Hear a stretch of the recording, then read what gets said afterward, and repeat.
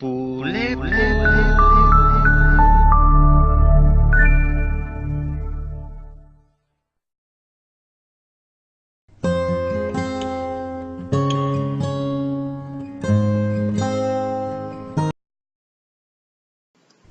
Bonjour et bienvenue à cette rubrique qui vous parle des risques que présente l'électricité.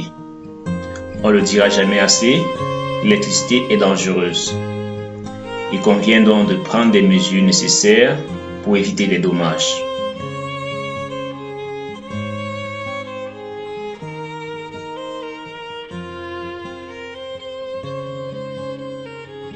L'électrisation est un effet physiologique et physiopathologique dû au passage du courant électrique à travers l'organisme. On parle généralement d'électrisation lorsque le courant traverse le corps sans que mort s'en suive.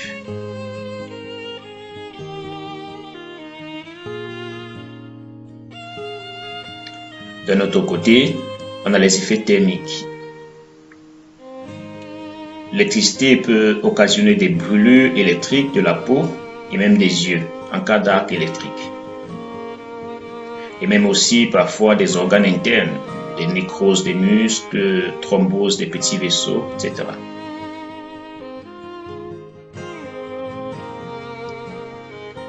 Troisièmement, on a l'électrocution.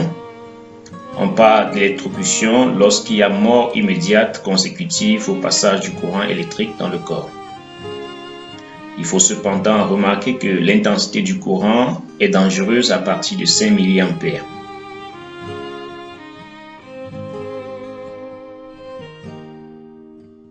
Les principales causes des accidents électriques sont le mauvais état des isolants. Il peut s'agir des dégâts mécaniques par des agrégations ou usures.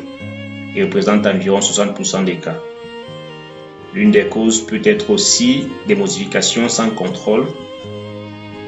Il s'agit ici des modifications ou l'extension d'une installation électrique par une personne non compétente. Comme cause, on peut aussi citer la recherche du prix le plus bas sans souci de conformité.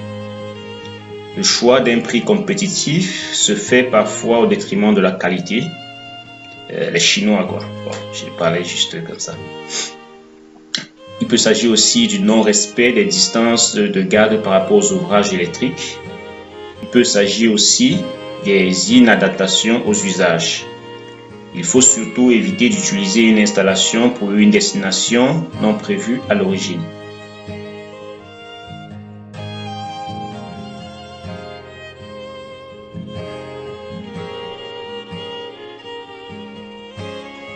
Les principales causes d'incendie d'origine électrique sont la surintensité par surcharge. Une intensité supérieure à ce que peut supporter un circuit traverse ce circuit. On parle de surcharge ou surintensité. Le court-circuit. Le court-circuit, c'est lorsque deux conducteurs de potentiels différents se rencontrent directement. Par exemple, phase et neutre. Un défaut d'isolement conduisant à une circulation anormale du courant entre récepteur et masse ou entre récepteur et terre. Il peut s'agir d'un contact défectueux entraînant une résistance anormale et un échauffement certain. Il peut s'agir entre autres aussi de l'échauffement par surintensité. C'est un dégagement de chaleur lié à la résistance du récepteur et à l'intensité.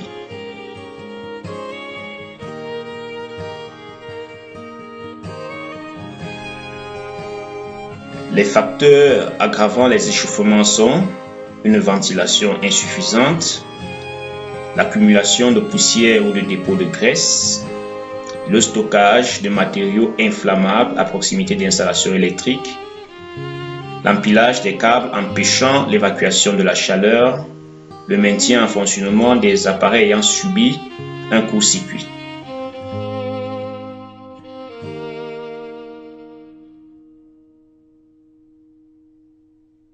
Lorsqu'on parle de prévention des accidents d'origine électrique, on distingue notamment deux types de protection. La protection contre les contacts directs et la protection contre les contacts indirects.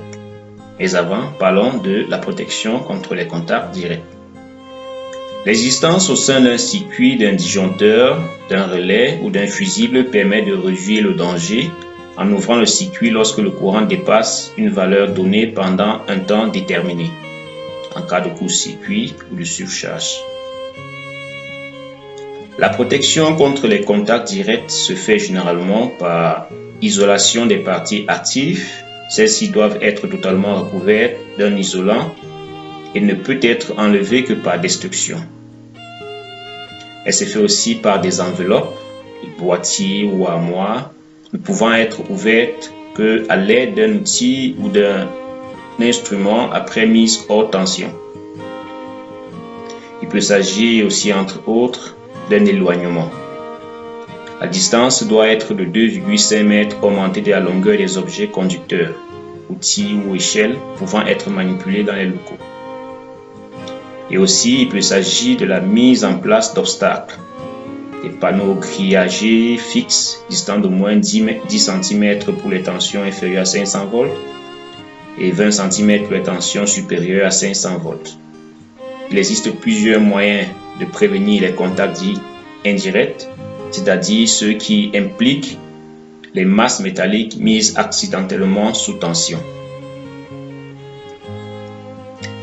La protection contre les contacts indirects se fait généralement par mise en terre des masses avec coupure automatique de l'alimentation. Les chemins de liaison de la terre sont aussi appelés régime du neutre. Ils sont notamment définis par la norme NFC 1500. Je vous invite à regarder la vidéo sur le régime de neutre et la protection des personnes. La protection contre les contacts indirects peut aussi se faire par l'emploi d'une très basse tension de sécurité ou de protection. Les valeurs maximales de la tension en très basse tension de sécurité, courant alternatif à l'intérieur des locaux. On distingue généralement 3 types de tension, de très basse tension de sécurité. En milieu sec, la tension doit être inférieure à 50 volts. En milieu humide, la tension doit être inférieure à 25 volts. En milieu mouillé, elle doit être inférieure à 12 volts. Enfin, on peut aussi se prémunir des contacts indirects par une double isolation ou une isolation renforcée. Il s'agit ici d'appareils dont l'accès aux parties conductrices est particulièrement difficile à atteindre.